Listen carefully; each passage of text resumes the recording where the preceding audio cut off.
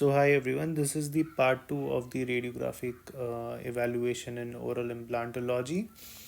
So, in the first video, we spoke about various radiographic modalities, including cone beam CT, OPG, and MRI.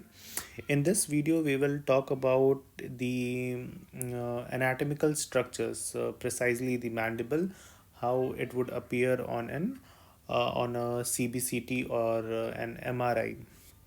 So, why this knowledge of anatomy is important?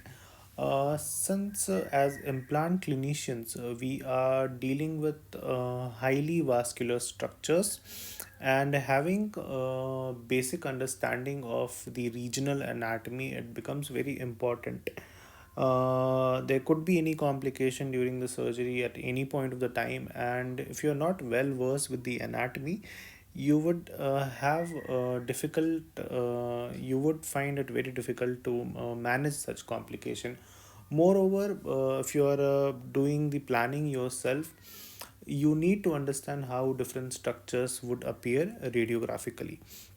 So in this video, I'll limit my discussion to the mandible only, and in the next, not the next, when we are discussing the sinus elevation chapter. So in that video, we will discuss about the maxillary anatomy, the sinus anatomy. So over there, we will discuss about the normal anatomic variants, certain pathologies, and how do we do the sinus elevation. So let's start with the mandibular anatomy. So, mandible, I won't talk about the osteology. Basically, we will divide our discussion into the radiographic examination, the clinical significance. So, mandible, as we all know, it consists of body, angle, the coronoid process, and the condyles. So, the most important thing when it comes to mandible is the mandibular canal that houses the inferior alveolar artery, the inferior alveolar nerve, the um, neurovascular bundle, and the lymphatic vessels. So, when we talk about mandibular canal, I would want to discuss in detail about the nerve supply. So, we all know it's just a revision of the first year thing. So, we all know that the mandible receives the nerve supply from the mandibular nerve.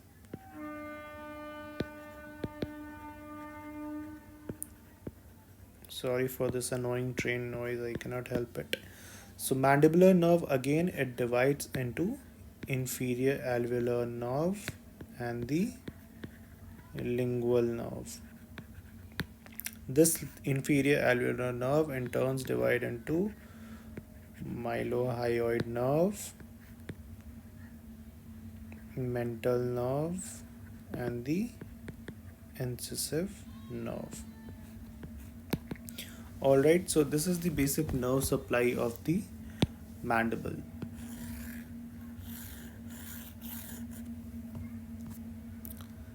So, when we talk about the image evaluation, the mandibular canal would appear radiolucent. That means it would appear dark on a cone beam CT. It might have radio opaque borders, or it may not have it. So the average length of the mandibular canal is 62.5 millimeter, with significant with slightly higher in the males than females. The average diameter of the mandibular canal is around 2 to 3.4 millimeter. So there could be variation based on your age, sex, and race. So now we talk about the buccolingual path of the mandibular canal. So on a radiograph, we would find that the inferior alveolar nerve has a lingual entry, and as it travels into the mandibular canal, it takes a buccal course. But this course can vary from person to person, and we should not be relying on this particular fact. Rather, the assessment should be done on a cone beam CT or an MRI. So, what is the clinical significance of the buccolingual path? When it comes to the neurovascular bundle, there should be a safety profile of at least 2 millimeter from the superior border of the canal. So now inferior superior path of the mandibular canal. So it can have three variants. So in the first variant, we see that the mandibular canal is quite close to the apices of the teeth. In the second type, we see that the mandibular canal is in the middle of the mandible. In the C type, we see it is close to the inferior border of the mandible. So now what is the clinical significance? So it's easily understandable that in a type C it would be more favorable to place implants because the neurovascular bundle is quite below the crestal bone. So in such cases we have ample bone height before placing the implant and we don't have to worry much about injuring the nerve. Whereas in type A, we see the nerve is quite close to the apices of the teeth, and we don't have much available bone height to place an implant.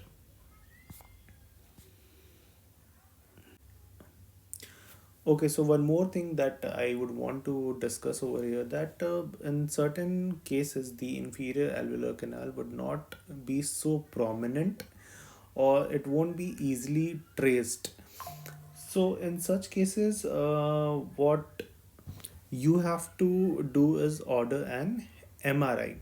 So, on an MRI, you would be easily able to identify the mandibular nerve. You would be easily able to differentiate it from the cancellous bone. So, on an MRI, the mandibular canal would appear slightly darker than the uh, cancellous bone, and the cortical bones they would appear the darkest.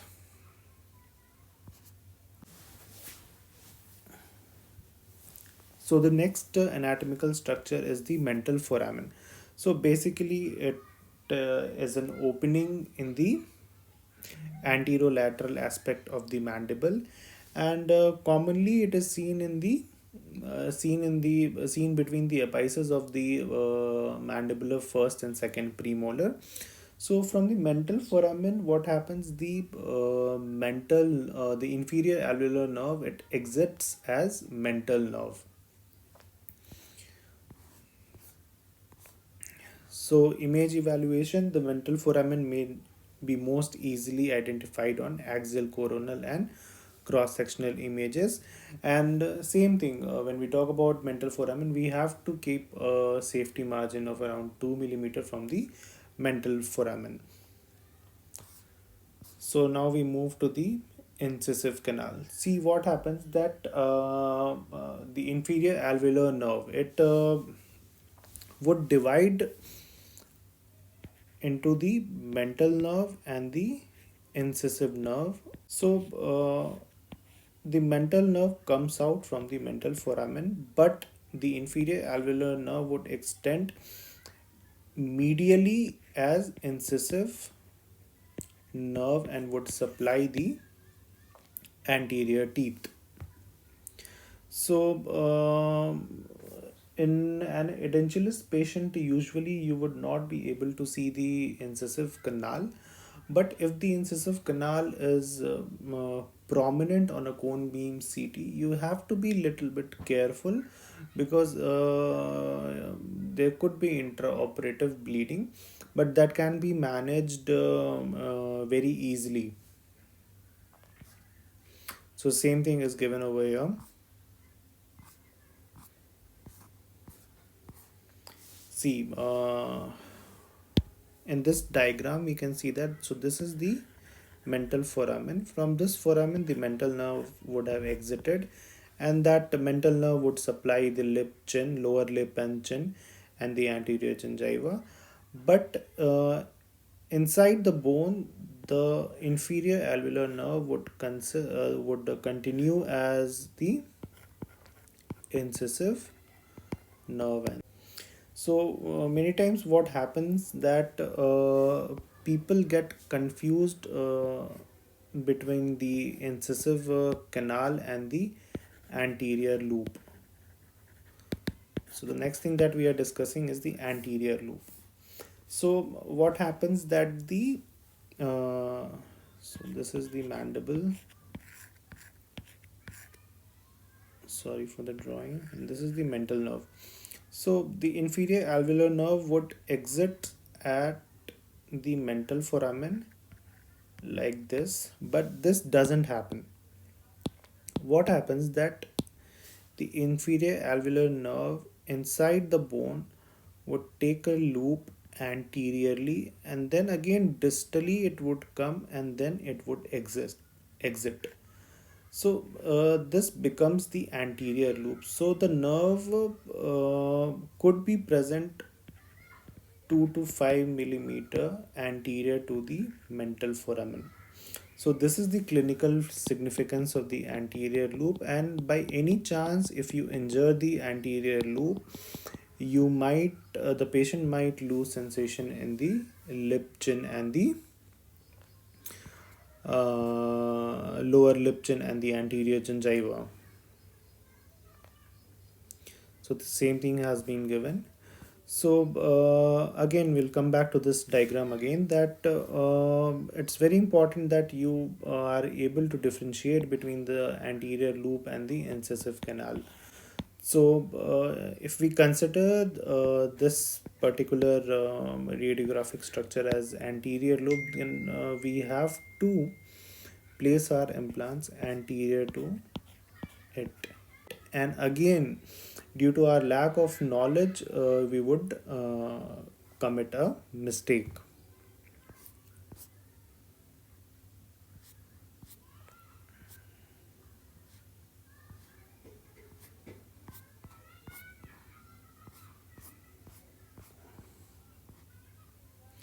So accessory and double foramen, sometimes in some cases you might be able to see an accessory mental foramen, but in most of such cases the accessory foramen would be small and rudimentary. It won't house such large vessels or the nerves. So clinically it is not that important, but if you see the anterior the accessory foramen of a similar size as that of the mental foramen, it might cause neurosensory impairment during the after the placement. Hypomineralization of the mandibular canal. Again, if the mandibular canal is hypomineralized, it would be difficult for you to differentiate it from the cortical bone, from the cancellous bone. So in such cases again you would need an MRI. Mandibular ramus. So in implantology, mandibular ramus has clinical importance because it becomes a very common site for the autograft. So how it would appear on the um, CBCT. So it is quadrilateral in shape and it contains two surfaces, four borders, and two processes. The lateral surface is flat with two oblique ridges, the external and internal. The masseter muscle attaches on the entire lateral ramus surface. The medial surface gives rise to the lingula, which is the entrance of the inferior alveolar nerve and associated vessels. The antegonial notch anterior to the angle of mandible when present is a significant it's significant for the presence of parafunction. So antegonial notch basically is a slight depression anterior to the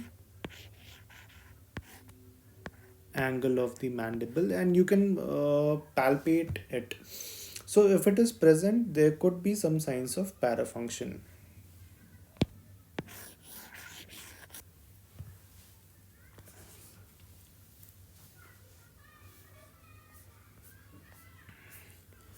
So next is lingual concavities, posterior. So in the posterior mandible, particularly the submandibular fossa, it lies close to the seven region. So it houses the submandibular gland, and the lingual artery passes through it.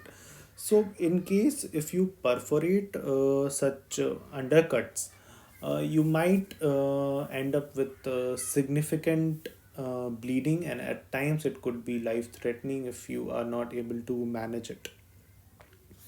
So, radiographic evaluation posterior undercuts are most easily seen in the cross sectional images. Clinical significance, same again, I told you, if you perforate it, you might end up in significant bleeding. So, how does it look on a cone beam CT? So, this is the undercut. So, in a 2D image, this entire section would appear quite suitable for placement of implant, but in a 3D image we see that we have very less bone height for an ideal implant placement. Obviously you can angulate your implants and place them successfully in such cases, but if you are following the normal protocol, you might end up perforating it. See, in this image we can clearly see that. So the ideal in order to do the ideal implant placement, this anatomical structure was violated, which could have resulted in significant bleeding. So what I told you that in such cases you can angulate the implant and then use angulated abutments and do the prosthetic work, but again that's not an ideal thing to do.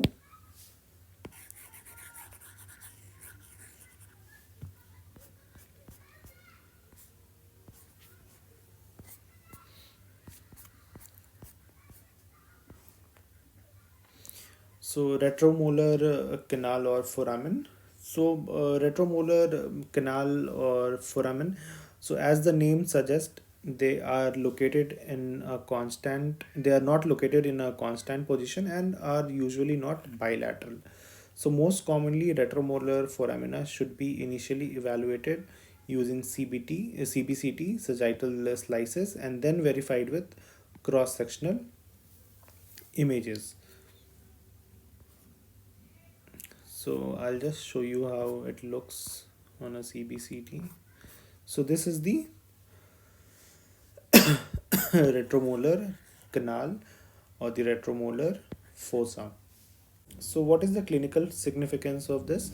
In an attempt to harvest bone for grafting, you might end up in significant bleeding.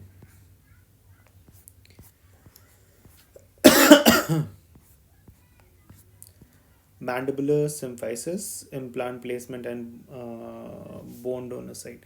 So, if you see an OPG, the mandibular symphysis usually would look the most ideal site to place an implant or most ideal site to harvest the graft.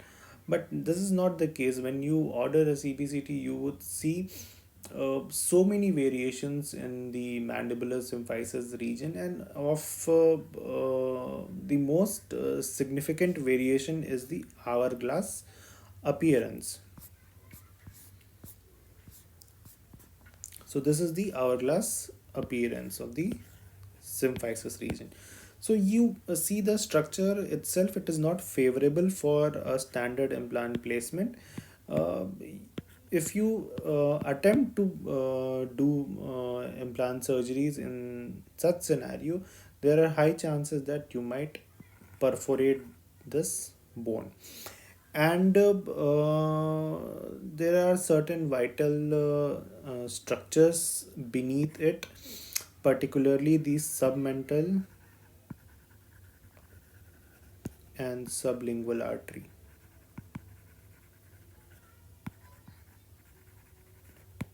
So the submental artery is a branch of facial artery, and the sublingual is a branch of lingual artery.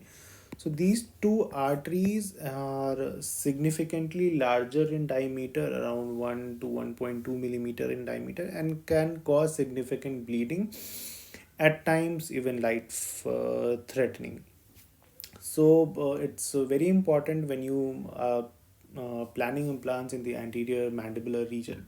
You definitely order a CBCT and plan accordingly.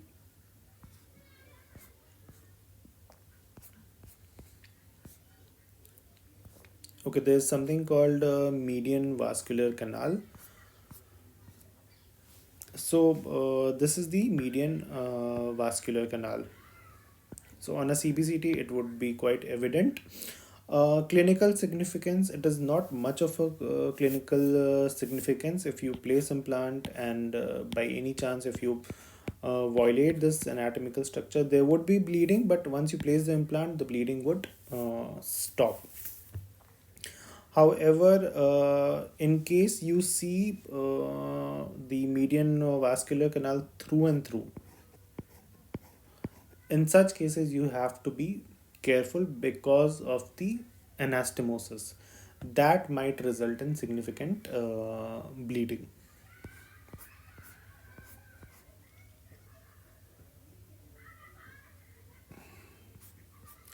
So that's all for this video lecture.